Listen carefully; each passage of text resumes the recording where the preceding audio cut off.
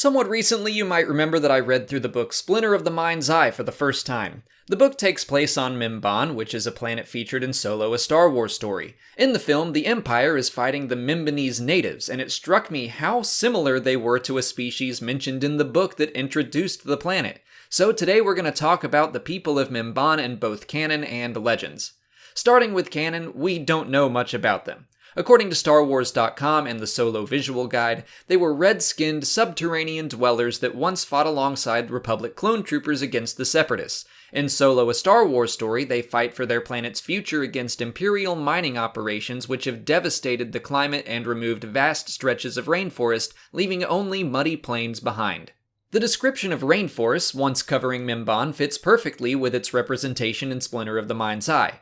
The official guide also mentions the planet's location in the Sercarpus sector of the galaxy under the rule of Moff Esada, all of which was true in the book. Finally, the guide hints that temples have also been torn down thanks to the Empire, and while only one temple is central to the plot of the book, many are mentioned to exist on the world.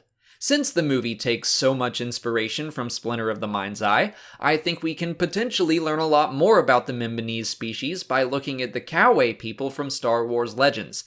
They were red-skinned, subterranean dwellers that fought against the Empire when they began invading and mining their planet. While I do think the Mimbanese are meant to straight-up be canon interpretations of the Coway, the rest of this video will have the Legends tag just to be safe.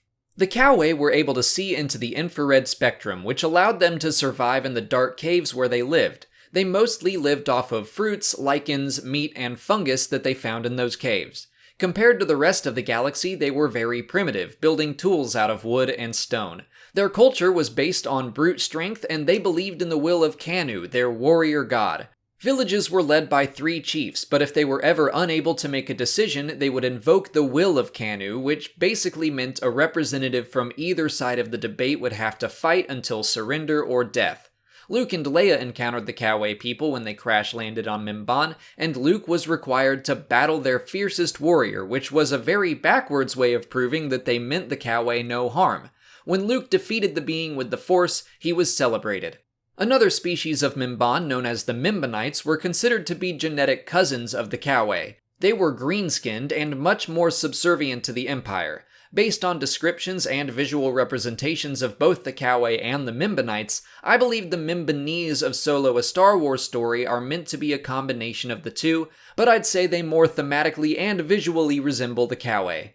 And that's everything we currently know about the Mimbanese in canon, or can possibly infer about them from Star Wars Legends. Are there any other species you'd like to see me cover like this? Let me know in the comments, and check out this playlist to see what species I've already done videos for. If you haven't already, please like this video, subscribe to the channel, follow us on Twitter, Instagram, and Facebook, and consider checking out our Patreon page.